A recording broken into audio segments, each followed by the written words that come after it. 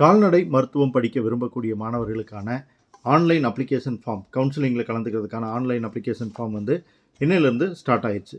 இந்த online application form fill பண்ணும்போது உங்கள்கிட்ட இந்த சர்டிஃபிகேட்ஸ் எல்லாம் கையில் கண்டிப்பாக இருக்கணும். அதாவது இதனுடைய ஸ்கேன் காப்பி எல்லாம் கையில் இருக்கணும். ஏன்னா மற்ற அப்ளிகேஷன்ஸுக்கும் இந்த டேனுவாஸில் அப்ளிகேஷன் ஃபில் பண்ணுறதுக்குமான மிக முக்கியமான வித்தியாசம் என்ன அப்படின்னு பார்த்தீங்கன்னா, ஸ்டேஜ் பை ஸ்டேஜ் அவங்க கேட்கக்கூடிய விஷயங்கள் எல்லாத்தையுமே வந்து நீங்கள் அப்லோட் பண்ணிக்கிட்டே வரணும்.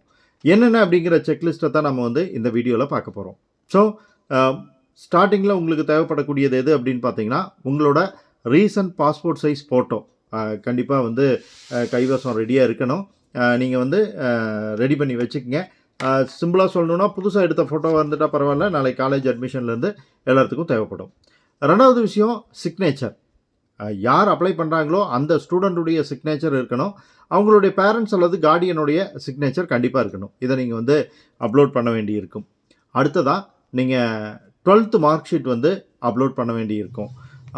10th மார்க் ஷீட்டும் நீங்கள் வந்து ஸ்கேன் காப்பி ரெடியாக வச்சுக்கோங்க. +1 மார்க் ஷீட் வந்து கம்பல்சரி தேவைப்படும் தமிழ்நாடு ஸ்டூடெண்ட்டுக்கு. நீங்கள் 2019 படிக்கிறீங்க அப்படின்னா உங்களுக்கான மார்க் ஷீட் தேவைப்படும். குறிப்பிட்ட வருஷத்தில் மட்டும் உங்களுக்கு மார்க் ஷீட் இருந்திருக்காது, ஆல் பாஸ் அப்படிங்கிறது இருந்திருக்கும். அதை நீங்கள் அப்லோட் பண்ண வேண்டியிருக்கும். டேனுவாஸை பொறுத்த வரைக்கும் நீங்கள் டிசியும் வந்து அப்லோட் பண்ண வேண்டியிருக்கும். ட்ரான்ஸ்ஃபர் சர்டிஃபிகேட்டும் வந்து அப்லோட் பண்ண வேண்டியிருக்கும். நீங்கள் ரிசர்வேஷனில் வரணும் அப்படின்னு நினச்சிங்கன்னா உங்களுடைய பர்மனெண்ட் கம்யூனிட்டி சர்டிஃபிகேட் வந்து ப்ரொடியூஸ் பண்ண வேண்டியிருக்கும். ஸோ இது எல்லாத்தையுமே வந்து ஸ்டேஜ் பை ஸ்டேஜ் நீங்கள் வந்து அப்லோட் பண்ணிக்கிட்டே வரணும். ஃபைனலாக ரெலவெண்ட் சர்டிஃபிகேட்ஸ் அப்படின்னு கொடுத்துருப்பாங்க. தேவைப்படக்கூடியவங்களுக்கு நேட்டிவிட்டி சர்டிஃபிகேட்ஸ் வந்து அப்லோட் பண்ணணும்.